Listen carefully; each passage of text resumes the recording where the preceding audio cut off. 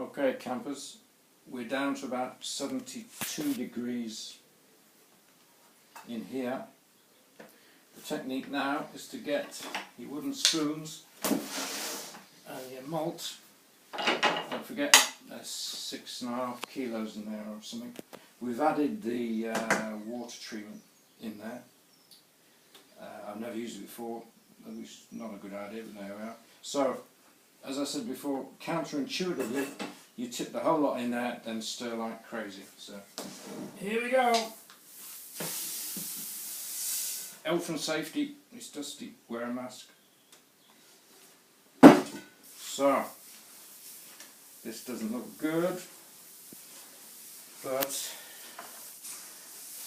trust me, this is what you do. So, all that malt is going to cool our water down, and we want to end up at about 65 centigrade, and this mush wants to be the consistency of a thick porridge.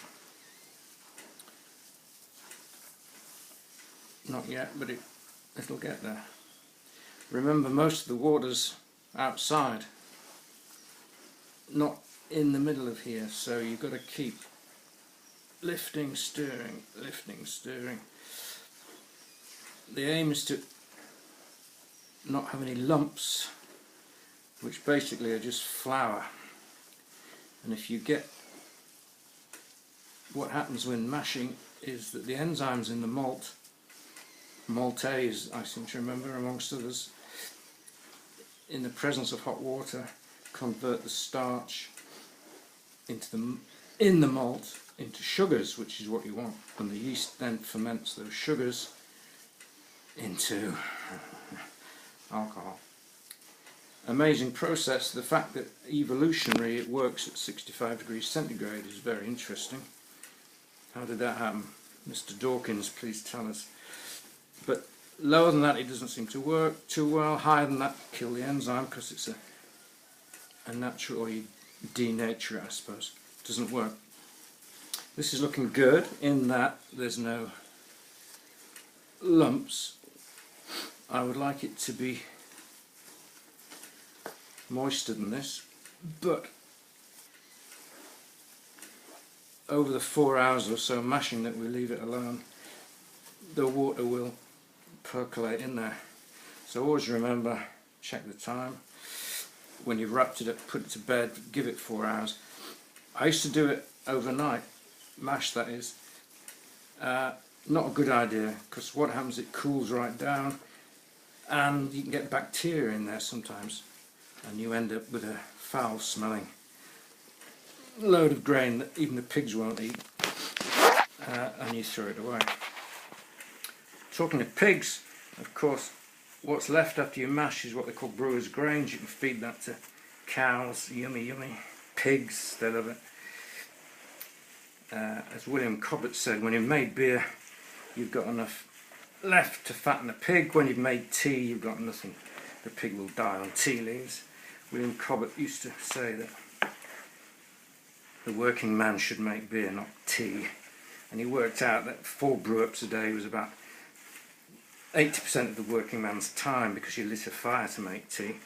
If you made beer once or better still, got the wife to do it, once a week, and took a few bottles with you, you could work harder, you'd be better fed, and you could feed a pig. What's not to like about all that? So, I think the time has come to do that. It's a bit dry, I would like it to be wetter than that. So, I'm going to break all the rules. This is how you shouldn't do it.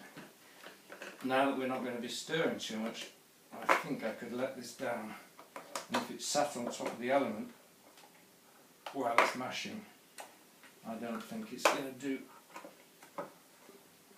a lot of harm, and it will now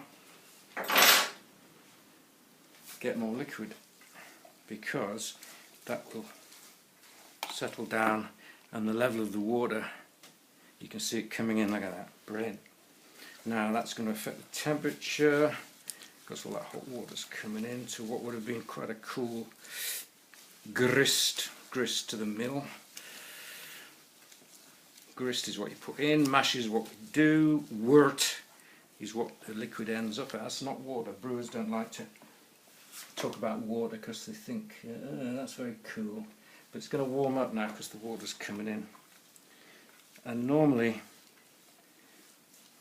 in a well-regulated mash I would have stopped and started to insulate it now, but because we've got a slightly changing situation,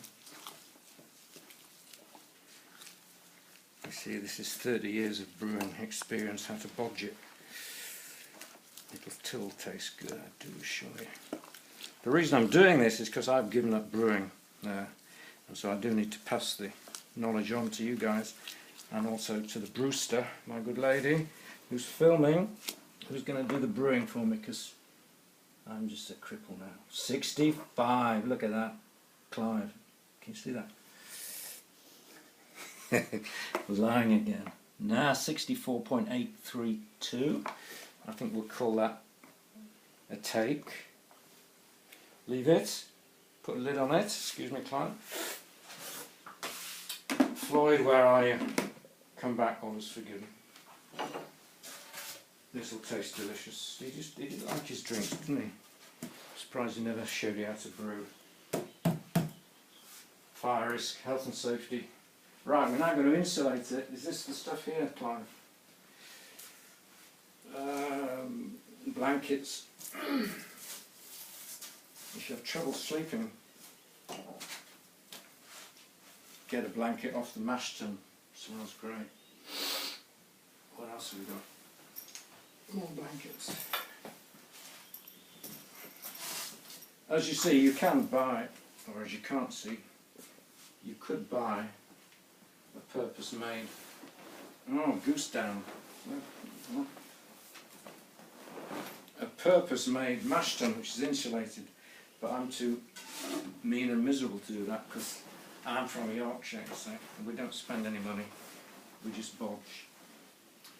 Let's have a look. That, believe it or not, is beer, or going to be. Because I know all you diesel heads are watching, that is my engine starting kit, so we'll have a nice smell of castor oil in the beer. Anything else, Clive? There you go. That'll do.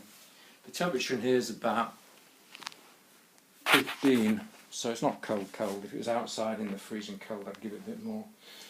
That'll work. And we'll see you in 4 hours' time.